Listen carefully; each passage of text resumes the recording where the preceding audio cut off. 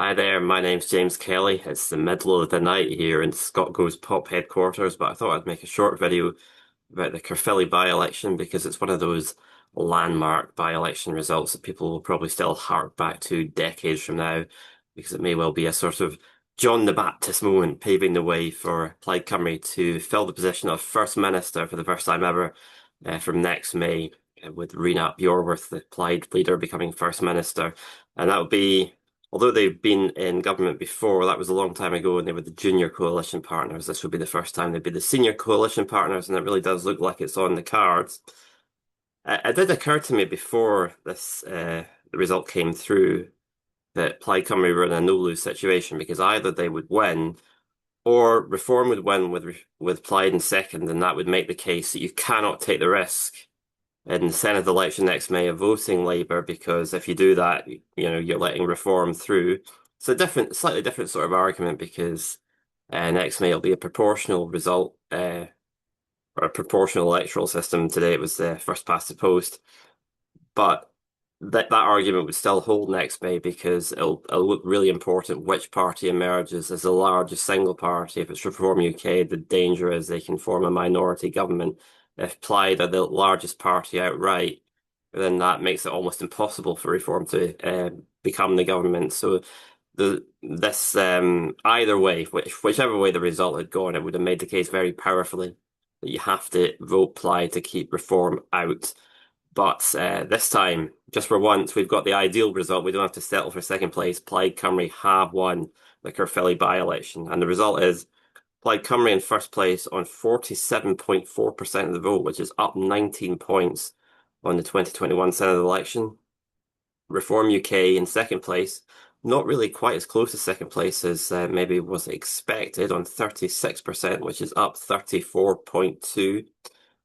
Labour in a very, very distant third place, in spite of the fact that they've held Caerphilly either in the Senate or in the UK Parliament for 100 years or more.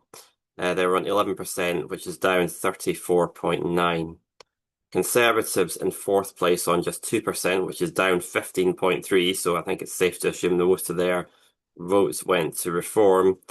The Green Party in fifth place on 1.5%. Liberal Democrats in sixth place, also on 1.5%, and after that, a couple of fringe candidates, one of which was UKIP, but on negligible shares of the vote. Obviously, there was a big tactical voting push here, which benefited Plaid at the expense of Reform. But I think also there's probably an element of this is a home fixture for Plaid. It's a Senate election. It's an away fixture for Reform. Reform would be expected to do better in Westminster elections in Wales.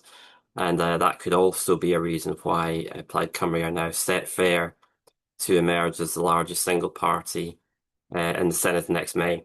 As far as the significance for Scotland is concerned, obviously Wales is not Scotland and Plaid Cymru are not the SNP, but they are sister parties and they are certainly linked in the narrative that the London media put forward about the battle between Labour and so-called nationalist parties in Scotland and Wales in the devolved elections. And in that sense, it's going to repair, indirectly at least, it's going to repair some of the psychological damage that was done by the Hamilton, Larkhall and Stonehouse by-election result a few months ago, when obviously there was slight embarrassment for the SNP that they had portrayed it as a straight fight between the SNP and Reform, and you had to vote tactically for the SNP to keep Reform out, and then Labour unexpectedly won that by-election. But, well, now we've had the demonstration that actually you can make that case, and you can say, you have to vote Plaid or SNP to keep Reform out, and sometimes that argument could actually work extremely well. And it may work well for the SNP next May because Anna Sarwar and Labour in Scotland are trying to make the case that the SNP are knackered. That's their big campaign pitch. Well, actually, it's Labour across the UK that look totally knackered, even though they've only been in power for a year and a bit. And it's possible now, I only say possible, that they might start to look like a bit of an irrelevance, that the conversation might move on and the real battle is going to be between Reform UK and progressive parties, between Reform and Plaid in Wales, between Reform and the SNP in Scotland, albeit with the SNP well ahead at the moment. and possibly remains to be seen between Reform and the Green Party under Zach Polanski in England, although obviously the Greens in England have still got a way to go to overtake Labour and to become the main progressive challenger to Reform.